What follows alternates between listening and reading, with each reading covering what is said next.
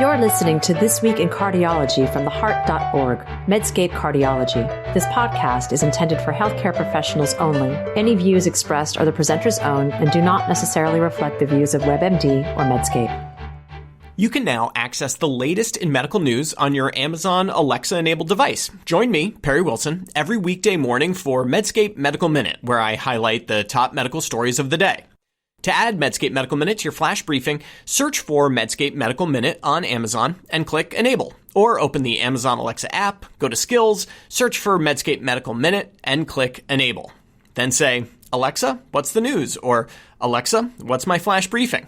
I hope you'll join us. Hi, everyone. This is John Mandrola from theheart.org, Medscape Cardiology, and this is This Week in Cardiology for May 12th, 2023. This week, 2 more papers on left atrial appendage occlusion, the promise of DNA for prediction, statins in the elderly, and SGLT2 inhibitors again.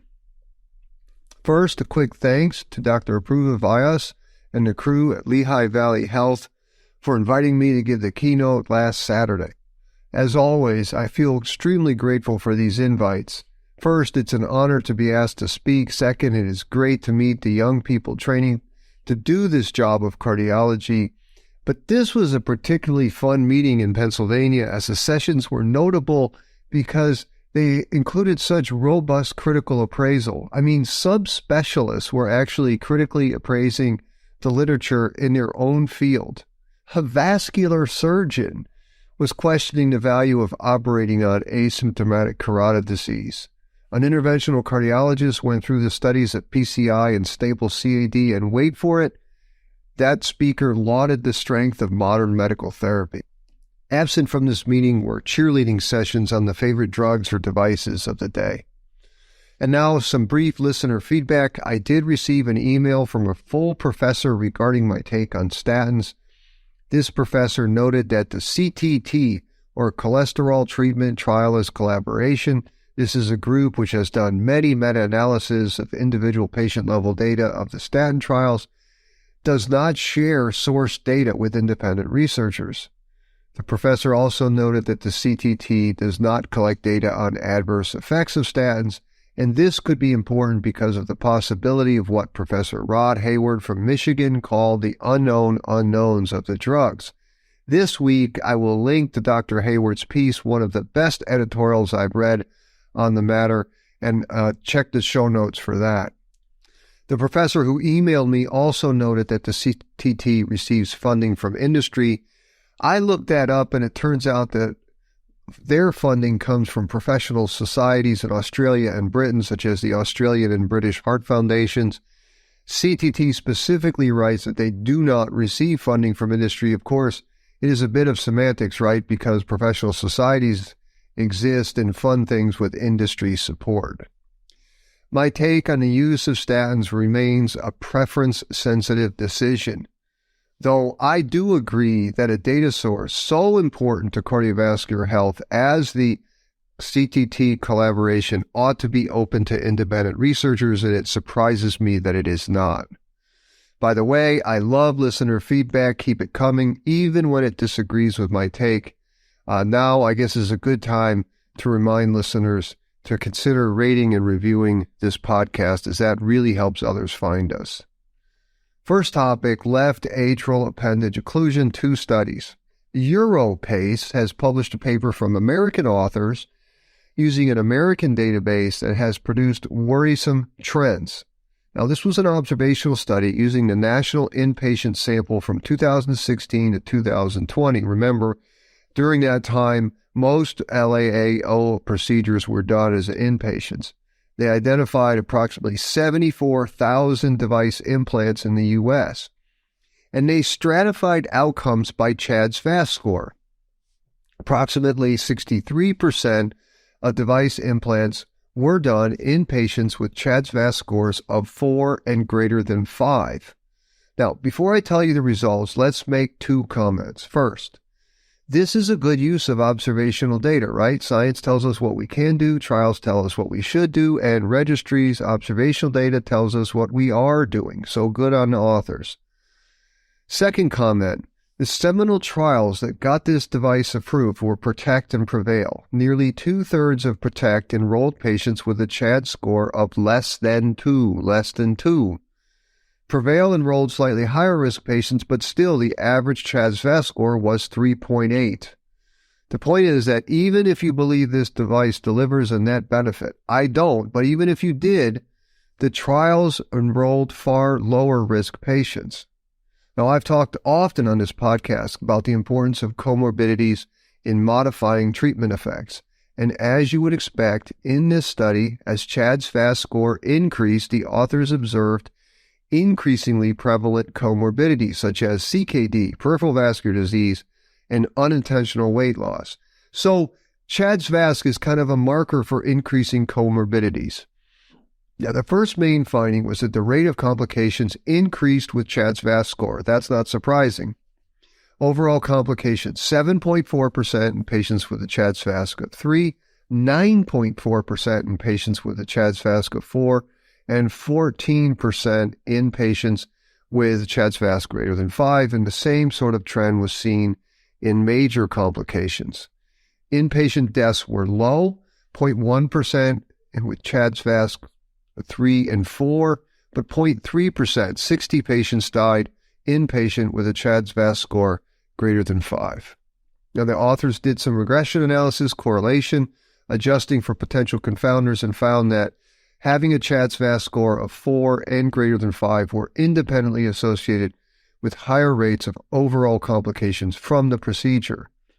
The adjusted odds ratio of complications was 1.88, or nearly double the risk of an important complication if you had a CHA2DS2-VASc score of 5 or greater. Okay, comments on this paper. Now, notwithstanding my concerns about the results of the seminal trials of this procedure, this is worrisome data. What this shows is something many of us see, at least here in the U.S. The patients who are being referred for appendage closure are often saddled with significant comorbid conditions. And the observations of this paper tell us that having more comorbid conditions, as evidenced by the higher CHA2DS2-VASc score, means the risk of serious complications are higher. This is not controversial for any procedure. We already know this. Why it is especially important in the setting of left atrial appendage closure is that this is a preventive procedure in which you hope the future probability of lower stroke and bleeding rates is greater than the upfront major complication rates of putting the device in. If you choose patients who have a higher upfront risk, you create a higher bar for the net benefit in the future. But it's even more than just treatment benefit versus harm, right? There's also the issue of the risk of the primary outcome. Here, the outcome of interest with left atrial appendage occlusion is fewer strokes and less bleeding. But, when you choose patients with a higher CHA2DS2-VASc score, you invariably choose patients with more competing causes of stroke. An 80-year-old man with a CHA2DS2-VASc of 5 and AFib is likely to have other causes of stroke, such as carotid, intracranial, or aortic disease, or even valvular heart disease. So we desperately need RCT-level data on these older patients with comorbid conditions. I am so worried about our patient selection for this procedure. Okay, second paper, JACC Interventions, has published another notable study regarding the use of CT scans for guiding appendage closure. Now, this was a sub-analysis of the Swiss-Apero RCT. That trial compared Watchman to Amulet. And I apologize for missing that RCT when it came out in 2021. The original trial is published in Circulation. The two devices for percutaneous closure of the appendage performed a bit differently from each other, right? The Amulet device had a lower peri-device leak at 45 days, but a higher procedural complication rate. Now, that sentence hardly makes news, right? Two competing devices behaving a little bit differently is a common issue in cardiology. What struck me about the Swiss-Apero RCT, which was done in 8 European centers, was the actual numbers. Here's a copy and paste from the abstract. At 45 days, the peri-device leak at transesophageal echo was higher with Watchman than with Amulet, it was 27.5% versus 13%. 27% versus 14% had peri-device leaks at 45 days. Now, this is in a trial where docs know they're being studied and patients are selected for being good patients. This is quite similar to the LAAO registry data published by a Mayo group in JACC EP last summer. But I'd expect the rate to be lower in a trial format than in real-world data. Now, I want to do the same thing with this JACC intervention substudy, which broke out the effects of using CT as a guide to doing left atrial appendage closure. The study protocol allowed for operators to have CTA blinded or CTA unblinded access to using the images to guide appendage closure. You know, in the old days, it was TE guided appendage closure, but now CT is increasingly being used. So this paper compared the results of the two groups, using CT or not using CT. And as you would expect, the group that used CT images had better results, right? CT is pretty darn good at looking at the appendage. I've used it to adjudicate some cases where transesophageal echo struggles to sort out whether there's a clot in the left atrial appendage. But again, the actual numbers of successful closure without leaks is kind of sobering. Long-term procedural success was seen in 84% of the CT unblinded and 72% of the CT blinded. So again, that is a lot of patients treated in the best-case scenario of a clinical trial who do not achieve long-term successful closure. So the way I would summarize it, and my concern here, is that with this procedure, there are so many things that have to go right to deliver more benefit than harm. In other words, we're multiplying a lot of probabilities to get to the benefit greater than harm. And think about it. If you are the patient, you have to first avoid a procedural complication. Then you have to hope for perfect closure at 45 days. Then you have to have no bleeding on the more intense short-term antithrombotics. Then you have to achieve good endothelialization of the device. And finally, you have to be lucky enough not to have a stroke from another source, such as an intracranial or carotid artery. Now, I'm sorry about seeming negative here. I'm open to you sending me non-negative papers on appendage closure. I just haven't come across too many of them. All right, second topic is the promise of DNA. A few years ago, I was struck by the idea of using DNA to predict the future. That is, an amalgam of DNA, the so-called polygenic risk score. Now, don't drift off because I'm talking about DNA. Here was the deal. We all know that there are diseases that are due to single genes. Think long QT or Brugada syndrome. But atherosclerotic heart disease surely may have a heritable component, but clearly there is no one gene that causes it. But what if you could take oodles of single nucleotide polymorphisms, SNPs? Each of them have some association with atherosclerotic heart disease, and then you could use these SNPs to form a polygenic or many-gene risk score. Now, you need the ability to sequence DNA, you need a lot of computing power, and we all have that now. So the promise or the hope is that you could use a polygenic risk score, PRS, to risk stratify people into low or high risk groups. Think of it as a super high-tech family history. Now, many researchers have made PRS scores for different diseases like obesity and diabetes. And here's the simple explanation, right? First comes these genome-wide association studies in which you find specific genetic markers, these SNPs, single nucleotide polymorphisms, that are more common in people with heart disease. Then you select and you weight the SNPs according to the strength of the association with heart disease. Then you sum up the weighted contributions of each SNP, and boom, you have a polygenic risk score. So the promise is you can quantify a person's genetic susceptibility to getting heart disease. And given the high prevalence of heart disease, a highly predictive and specific PRS would be so much better than what we do now, which is these pooled cohort equations, which we basically use clinical data. We just put in age, total cholesterol, HDL, blood pressure, smoking history, etc., and come up with a number. Now, in 2018, a famous group of scientists in Boston published a study showing that PRS for common diseases identified individuals with risk equivalents to those who had monogenic mutations. Big study. They concluded that it was time to think about including polygenic risk scores in clinical care, and I was enamored by this. Well, we now have a number of clinical studies of PRS, polygenic risk scores, including one this month in 1 million veterans, and I think Yogi Berra was maybe closer to the truth, which just makes me laugh. Yogi famously said, "It's tough to make predictions, especially about the future." Now, this paper is in JAMA Cardiology, May 1st, first author, Jason Vassie.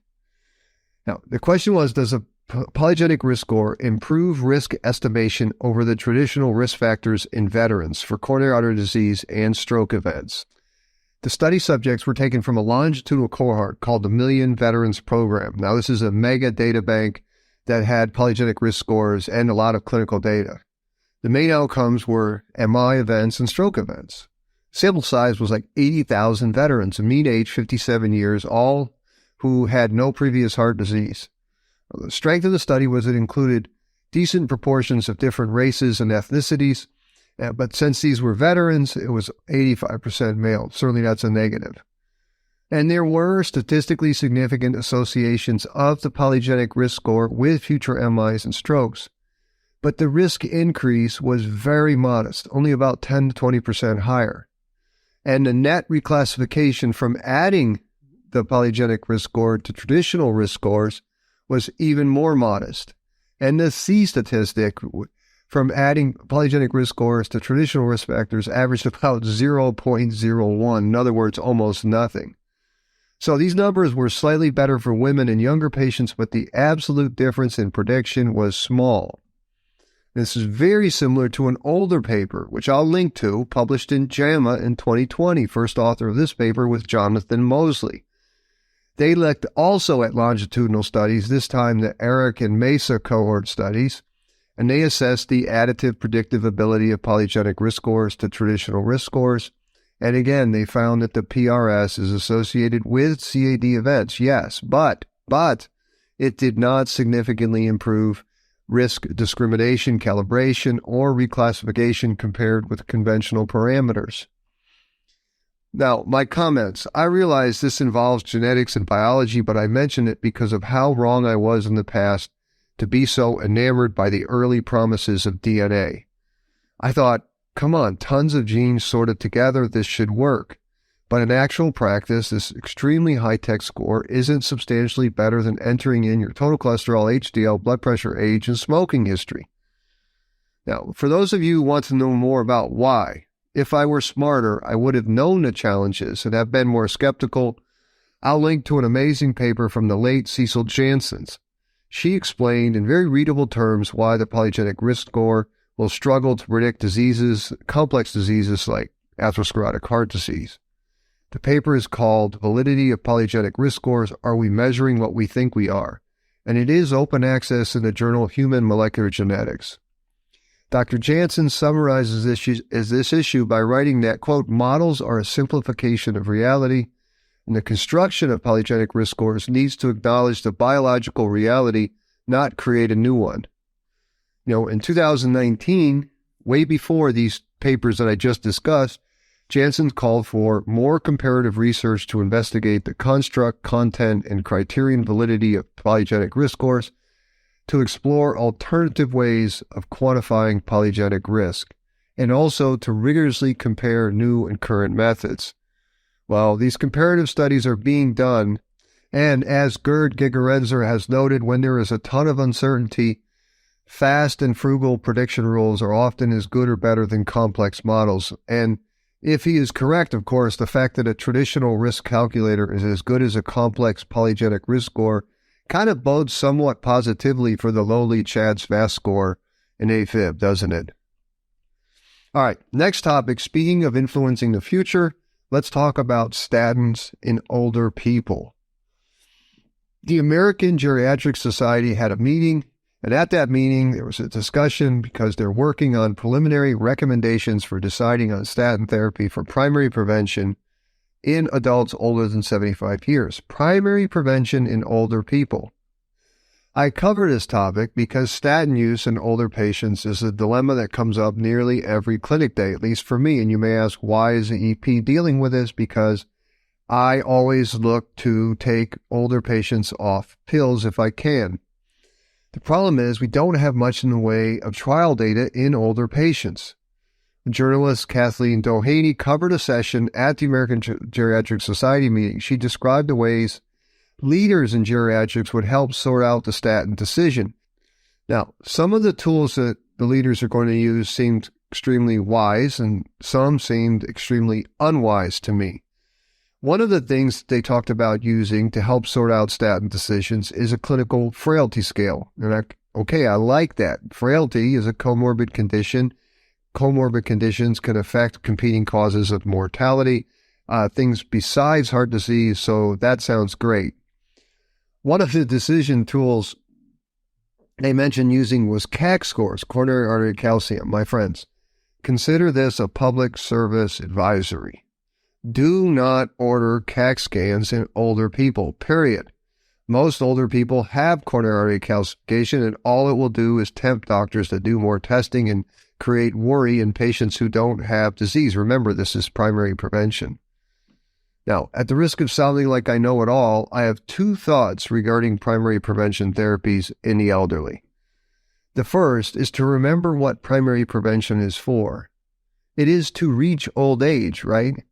We treat blood pressure and cholesterol in 40 to 50-year-olds so they make it to 80. Once you get to 80, I'm not sure primary prevention has as much meaning because at age 80, in general, the notion of trying not to die of one disease might detract from living your life. But that is my view. Some 80-year-olds won't feel that way. So my second comment, is to let older patients decide. If they think a 20 to 25% reduction in future cardiac events is worth taking a pill, a statin every day, then so be it. Of course, you give them the information to make the decision, but ultimately their preferences make it easy. So I don't think we need a guideline when there is no reliable data. And 80-year-olds differ so much in their conditions and preferences that I'm not sure how a guideline would ever be useful. So you can save your energy on guidelines for older patients and statins. Final topic, briefly, FDA approves Dapagliflozin for any patient with heart failure. Now, everybody knows that the SGLT2 inhibitors have been approved for patients with heart failure due to a reduced ejection fraction. But this new expanded indication is based on the DELIVER trial and a meta-analysis that combined DELIVER, which was HFpEF, and DAPA-HF, which was HFrEF. Now, I've covered both these trials before. DELIVER was New England Journal of Medicine 2022, 6,000 patients. Mean ejection fraction of these patients, 54%, DAPA versus placebo.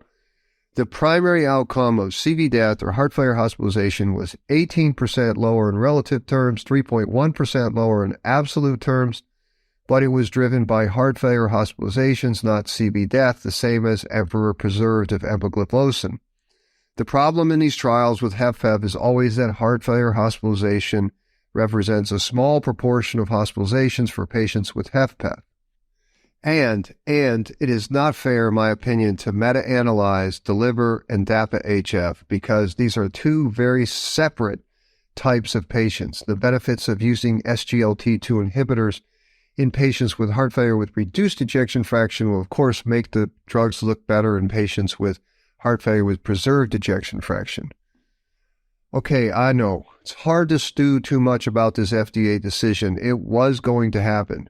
And, the truth is, indeed, there are probably some patients with HFpEF who might benefit from the drugs. And many patients with HFpEF, for instance, will have other indications for SGLT2 inhibitors, such as chronic kidney disease or diabetes. What I would strongly oppose is any strong guideline recommendations or quality measures that nudges doctors to always use these drugs in patients with HFpEF because the data in HFpEF is simply not strong enough for that. So that's it for this week in cardiology. As always, I'm grateful that you listened. Thank you. And remember, please take the time to rate and review this podcast so others can find it. Until next week, which is the Heart Rhythm Society meeting, this is John Mandrola from the Heart.org Medscape Cardiology. You're listening to This Week in Cardiology from the Heart.org, Medscape Cardiology. This podcast is intended for healthcare professionals only. Any views expressed are the presenter's own and do not necessarily reflect the views of WebMD or Medscape.